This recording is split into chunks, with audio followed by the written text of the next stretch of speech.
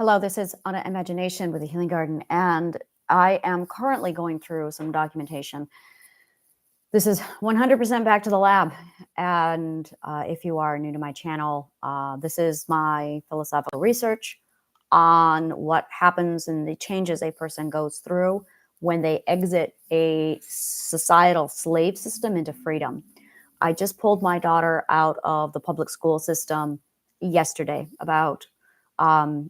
We were on holiday, and then we got to about January 2nd. She was supposed to return to school. On January 1st, the night of, she panicked. I noticed panic attacks. I noticed anxiety. I need to say this, that she did give me consent to disclose this information for research purposes. And she explained I noticed on January 1st that she was having a panic attack, significant PTSD. And then I watched her the morning of January 2nd, more panic attack, more anxiety. She went to school. She came home that day and she passed out and slept for 4 hours. Huge, huge red flag. That tells me that it was literally equivalent to what we see in a slave system, is an increased amount of sleeping. It's not depression. What that is, it's mistaken a lot for depression. And what it really is a lack of joy. It's draining because there is no joy, because you are in a slave system. What occurs in this situation is this is non-consensual suppression, non-consensual education, non-consensual attendance. As soon as something becomes non-consensual, it's a prison. Ergo, schools today, if the child does not consent, no matter what you want to call it, if the child does not consent, it is a prison. And inside the school system itself, she was abused because it was a prison, because it was non-consensual. She went to the situation, she went to that environment, and she was already in a slave prison mindset. She was not going to be in any kind of a condition whatsoever to learn in that setting because it was already being done without her consent. In the school system, she was having problems with certain grades, certain areas, and as a result, certain participation, such as gym class, excellent example. And because she did not consent to the program they were putting her through, they forced her to do it, putting her more in an enslavement situation, again, lack of freedom. And that ended up causing her to rebel. Rebellion is an ugly slave word for a disobedient slave. And when she did not participate in the classes because she did not give her consent, they called her names. They called her other names. And then they gave her a failing grade as punishment for not being an obedient slave. Based off of just watching the PTSD trauma response on the 1st and the 2nd of January, I made the decision immediately to get her out of the school district. I asked her, do you want to do homeschooling? And she said yes. I set it up yesterday, and today is our first day. The system is extraordinary. It's really wonderful. But within an hour of her trying to do the classes, I watched her full PTSD symptoms come in. Predictable, right on schedule, exactly what I expected. She started to have trigger response to education and learning, trigger response, panic, which expressed and manifested itself in forms of resistance to education, frustration, overwhelm. Sound familiar? Overwhelm is a PTSD trigger. And severe confusion, frustration, anxiety, pressure. She launched into another panic attack.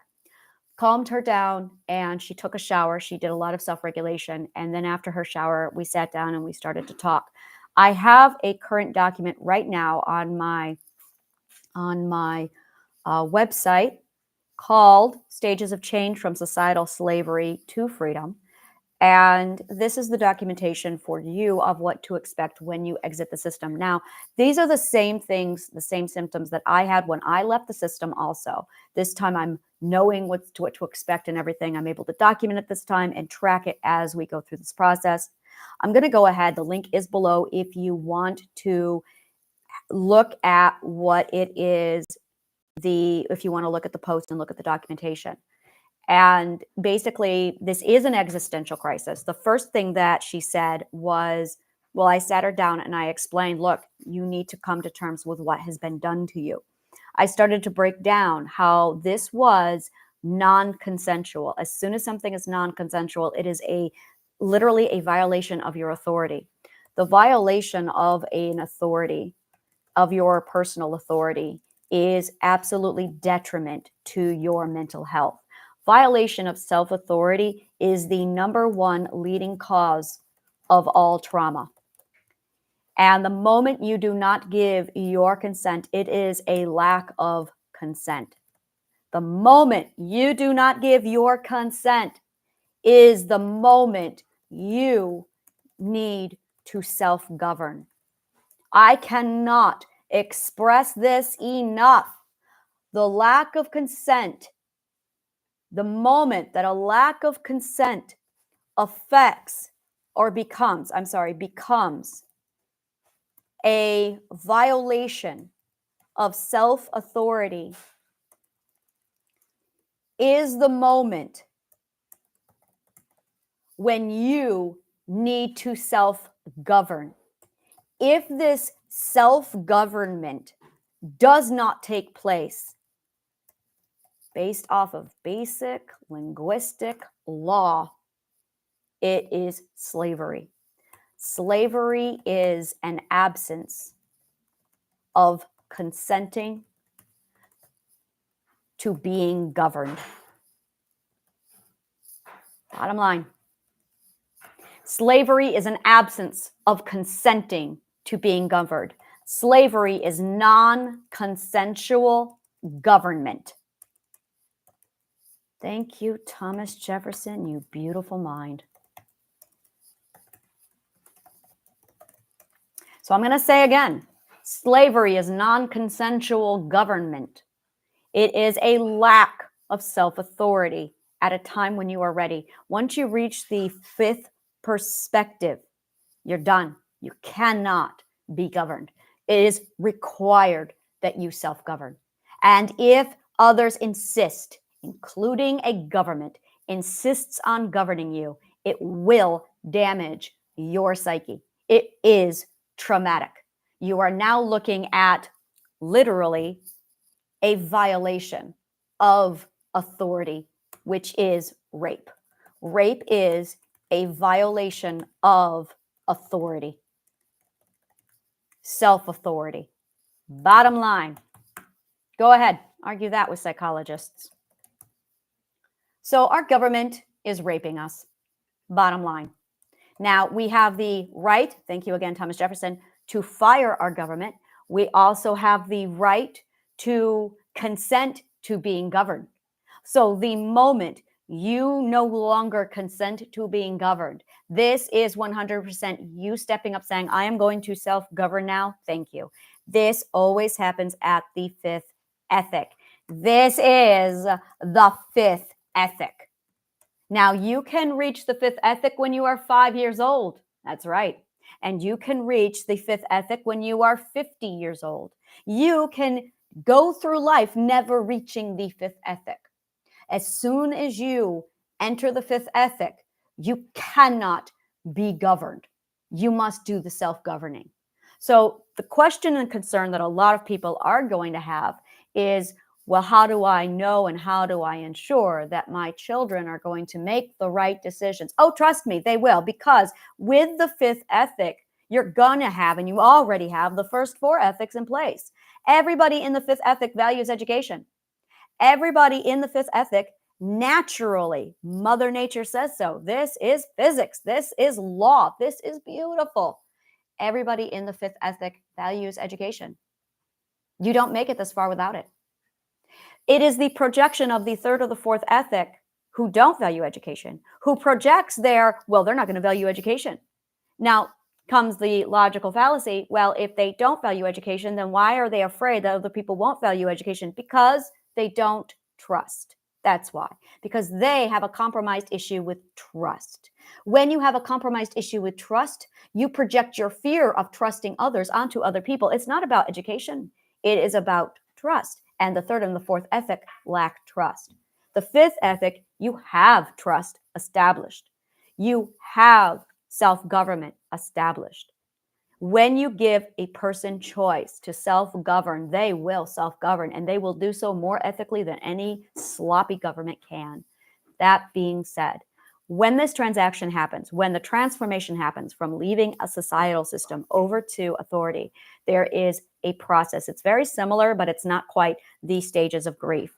The stages of grief are incomplete, imprecise, and sloppy. I'm going to be going through the Triadic Healing version of it. Expect the stages of change. There are different, this is a different, I cannot express this to you enough. This is a different traditional emotional pathway than we are used to. This emotional pathway is very different because you have the element of slavery in there. First, there is the shock.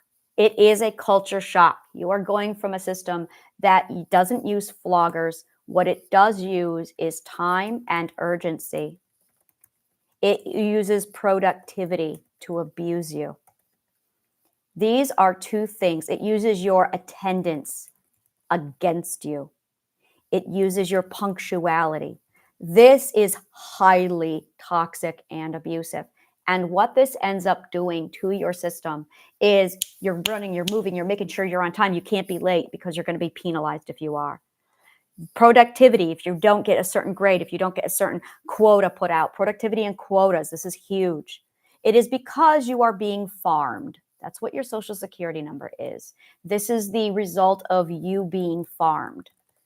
And because you are being farmed for your resources, they cannot use you to get government funding.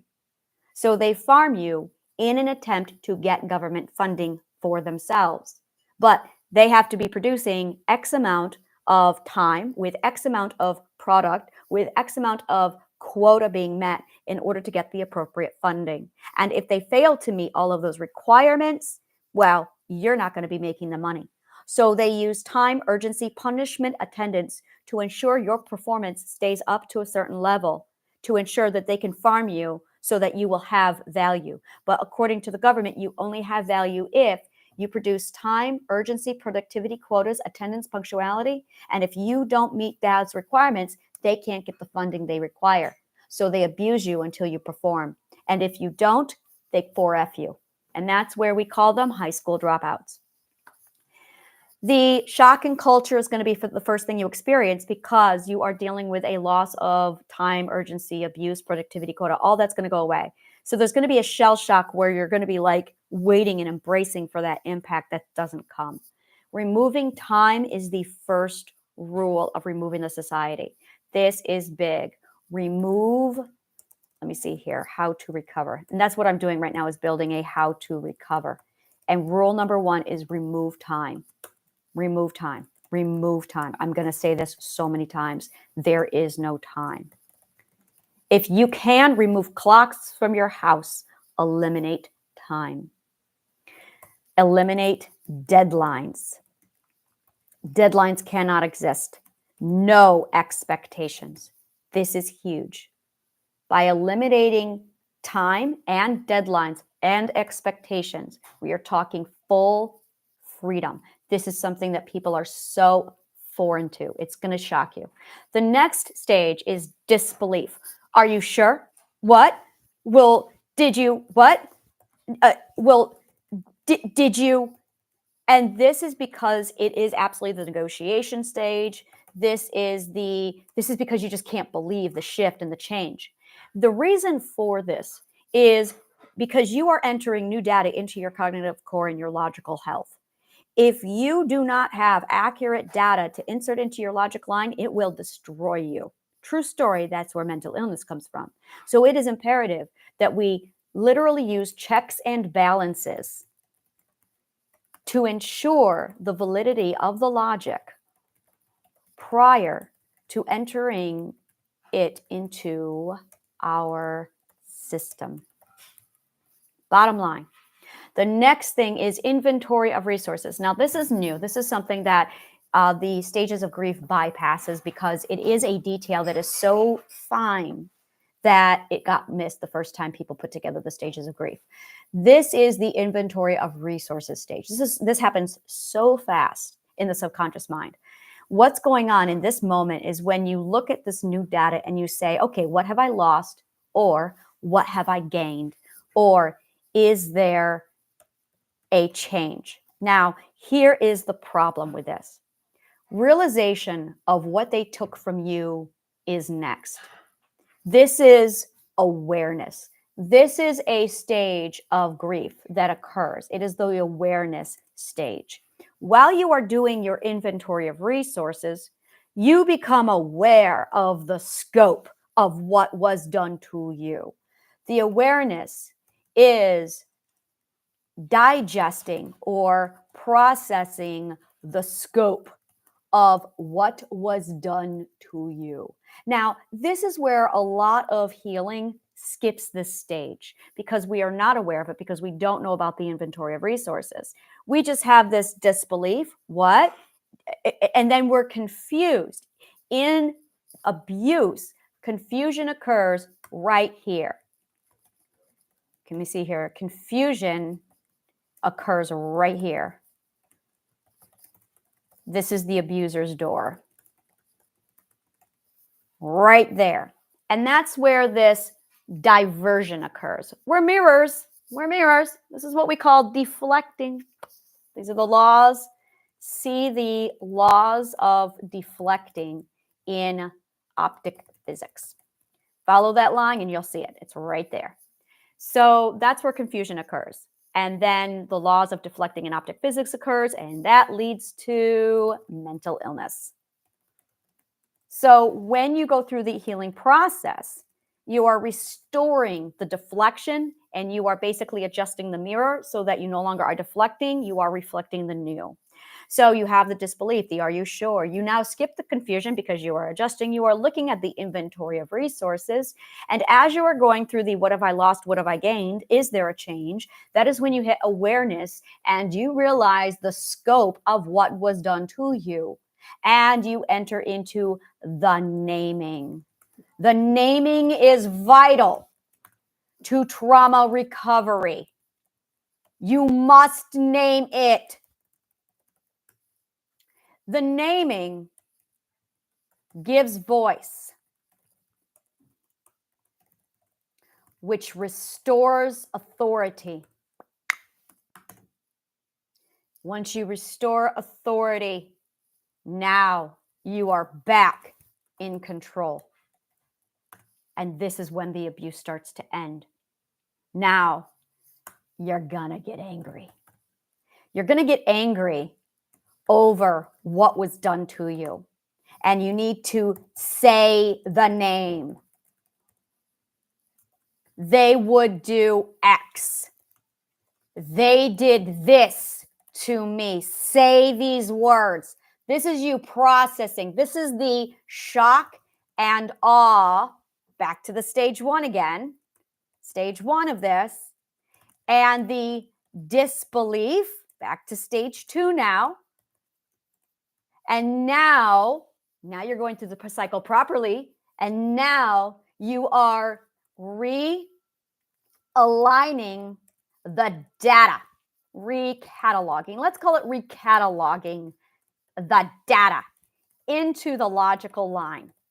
Once that is done, you are correcting the logical fallacy. School. It's not fucking school. It's prison because it is non-consensual. Give yourself about 5 to 10 days. Literally, the timeline is 5 to 10 days. If longer, take longer. This is called cognitive core processing, by the way. Absolutely cognitive core processing. Okay?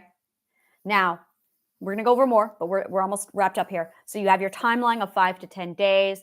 Get angry. Now, after the anger, you're going to cry. You're going to grieve. You're going to have depression. You're going to feel empty. You're going to feel undefined. Who am I without this trauma? Because the trauma, not so much the trauma, but the activity they made you do defined your day and time. I went through this when I left the system. I had so much time on my hands. It was culture shock to have time. They literally traumatize you with time. Time trauma. I'm going to call it time trauma.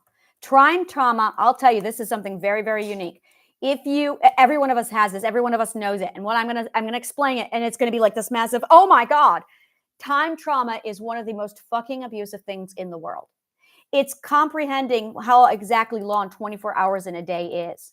And slaves, people who were raised in a slave society, walk away going, holy shit, there is so much time. Yes, there is. It is overwhelming. It is the same thing people in Russia experience with choice. Choice trauma is another thing that is very real. Choice trauma is suddenly having more decisions than you know what to do with. It is information overload. This is shell shock. You're gonna need time to adjust. Comfort zone now. Get your ass to a comfort zone. This is really where you're gonna need your comfort zone more than anything else. Because you just got out of this war zone, now you're in comfort zone. Comfort zone, mandatory. Watch TV, veg out, relax, spoil yourself. You have had a deficit of comfort. You have had a deficit of comfort. Now, I'm going to be very blunt. I took a year off. It took me a year of getting this much comfort to get used to it. You have a significant deficit of comfort. That is the violation. I talk about this morning in my early show, in my philosophical coffee. I explained that it was non-consensual deficit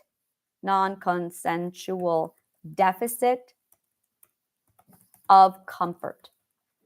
That is one of the things I call it. The other is non-consensual.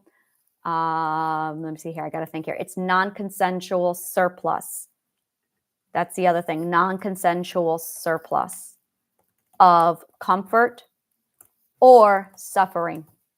One of the two. It's going to be one of the two. Non-consensual deficit of comfort, non-consensual surplus of suffering. That is what you are experiencing. You need your comfort zone at this point. You must have it. Now, this is vital. The words, are you ready? If you are not ready, you do not move. Those are vital to your healing. You do not move until you are ready. No one tells you to move until you are ready. You must decide. This is your authority. This is the core of authority. You deciding when it is time. Now, and I'm going to be very, very blunt about all of this. This is the core right here. The are you ready? That is your authority that you are taking for yourself to move yourself to the next stage. You do not move until you are ready. If you need to just sit, and I do mean it, you put yourself in that comfort zone, and when you get waves of guilt, you welcome those waves of guilt. That's right. I was conditioned to feel guilty. That's the abuse. The guilt is the abuse. Expect the guilt. Expect and brace for the guilt. Do not give in to it. This is where a lot of people will seek out the abuse to relieve the guilt. I cannot emphasize that too enough. People are conditioned to seek out abuse to avoid guilt. That is guilt working. That is guilt working. Be aware of it. Be aware of it. Just a moment. Elizabeth, are you cleaning because you feel guilty and you don't know what to do with yourself? Yes. Please do not do it. I want you to sit on the couch and do nothing. Because people are conditioned to seek out abuse to avoid guilt. That is the guilt working. You need to fight the slavery mindset. In order to do this, you have to resist the guilt. Cleaning to self-soothe because you feel guilty is nurturing the guilt and the abuse. So I know it's hard. but you're going to practice laziness, and that's okay. That's going to be the healing. Practice laziness. Now, that is it right there. That is a whole lot of, and I was parenting just now. I was not typing, so I lost it, but I'll go back to this video. So that is it right there. That is it right there. I'm 25 minutes in. Okay. So that is it right there. Expect and brace for the guilt. Resist the guilt. And what you are going to do, this is exposure therapy. This is very much exposure therapy. It is allowing yourself to indulge in your guilty pleasure. Oh, we are going to use the word guilty pleasure. That's a word that I can use very easily. You've heard the words guilty pleasure. Let's talk about what guilty pleasure means. Guilty pleasure is the cure to guilt. Guilty pleasure is going to be the key that gets you broken out of your slave training. Yes, it's going to feel guilty. And you are going to teach yourself that it's okay. You are supposed to feel guilty pleasure. Indulge. This is the comfort zone. It is self-care. Guilty pleasure. Indulge. You need to indulge in guilty pleasure to undo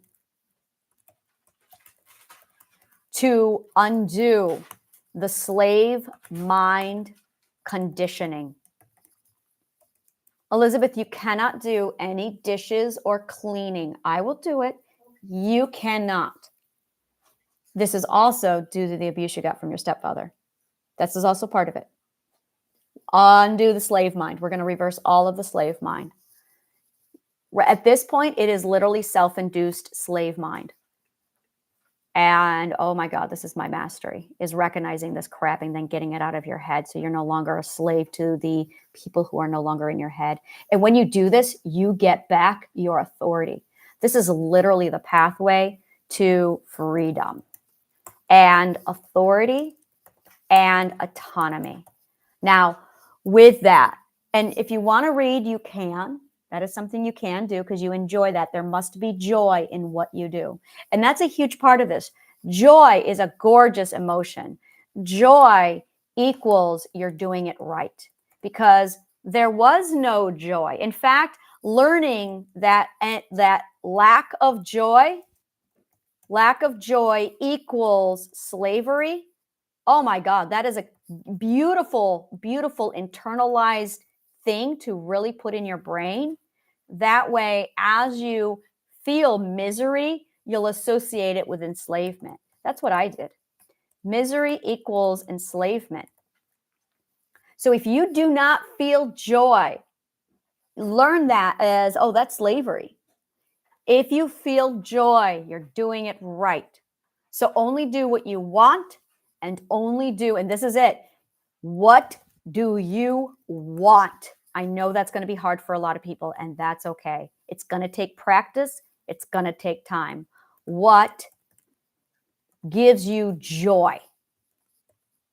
And then, and that's it. What do you want? And does it give you joy? And do not let anyone help you with these choices. This is vital to this. You cannot let anyone help you with these choices. And the reason why is because the moment you do that, you are surrendering your authority, and that is what's been compromised. You must understand that your authority is what got compromised. All right. I'm going to go ahead and leave it here. This is pretty much it for now. This is the plan for how to get out of this mindset. So a guilty pleasure is in your comfort zone. That's pretty much what you are doing, is you are indulging. But timeline, 5 to 10 days to do your cognitive core processing. Cry, grieve, depression, empty. You're going to feel anger. You're going to have bouts where you're going to want to just rage out and break things. That's okay. That is okay. Assign something in your house that you can break, put it in the bathtub and beat the shit out of it. It's okay. Absolutely. That's part of it. If you garden, I strongly recommend gardening. Gardening is such a healthy tool to get through this. Cry, grief, depression, anger, breaking things, empty feeling like you are undefined. Who am I without this trauma? Trauma, the activity they made you do, defined your day and time. This is all part of it, and it's going to fluctuate. You're also going to get into expect nightmares, and that's okay. That's part of it. Expect sleep to be affected. Okay, you're going to sleep a lot. Allow yourself to nap. Absolutely. Your diet is going to change. Expect that. It's okay. Your diet will change. Binge the TV. Absolutely binge the TV.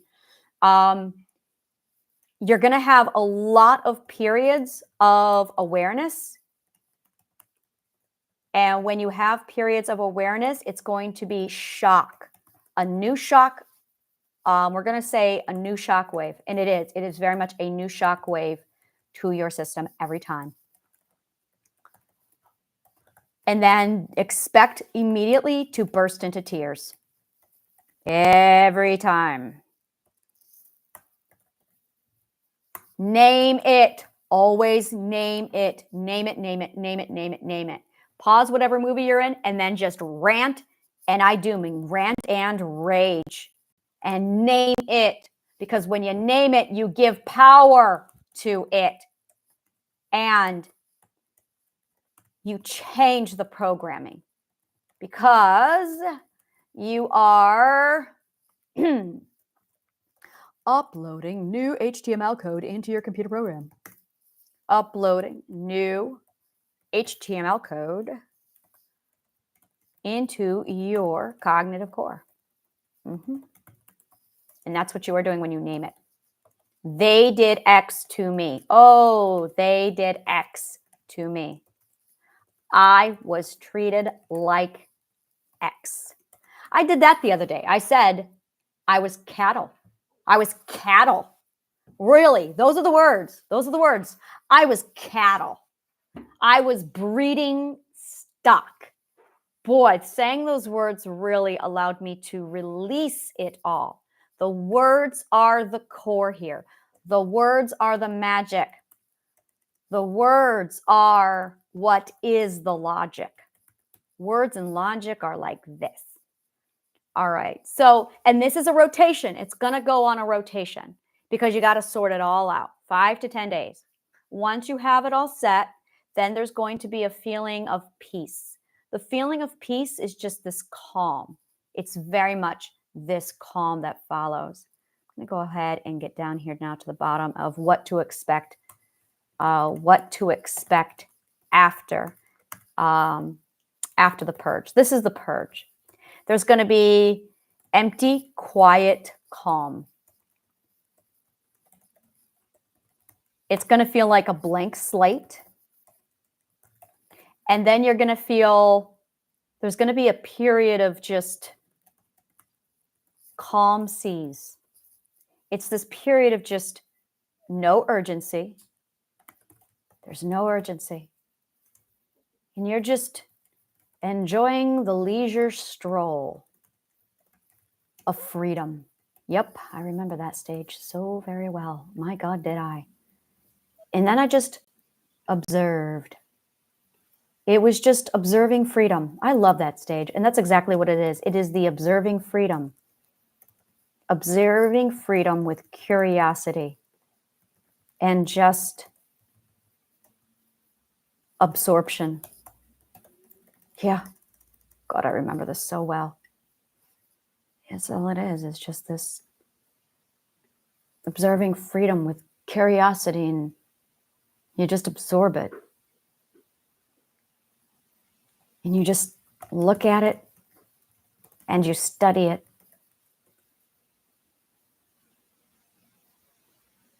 And you say, okay. That's acceptance. That is acceptance. It's not so much acceptance as it's normalizing. I don't like to use the whole thing. This is all of it. It's acceptance. The whole stage is, this is the stages of acceptance. This is the normalizing. where you get used to it, you familiarize yourself with it. And then you forget. You forget. And then this ends the first ethical perspective stage of surplus of comfort. And then you want to adventure. That is when you are ready.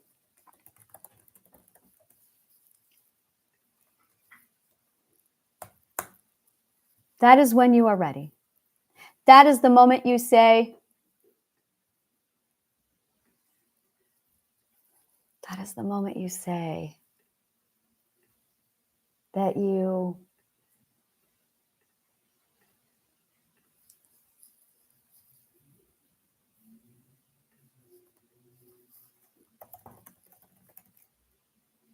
ready to learn again.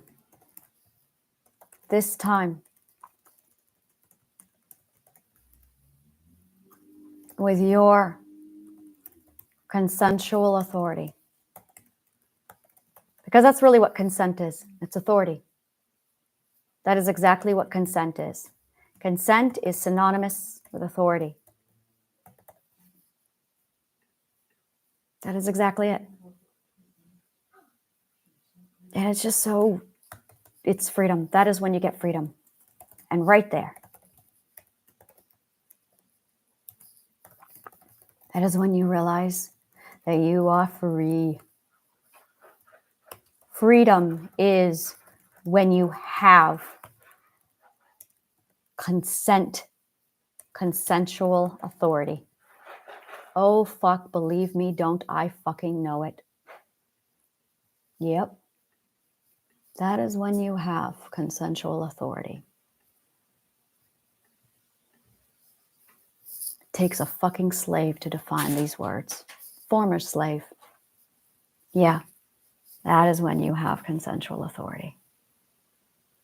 That's when you get your confidence back. That's why none of us have confidence. It's because we're slaves.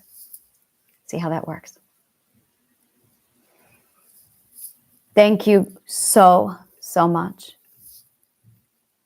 for being my audience. And may the kindest of words always find you.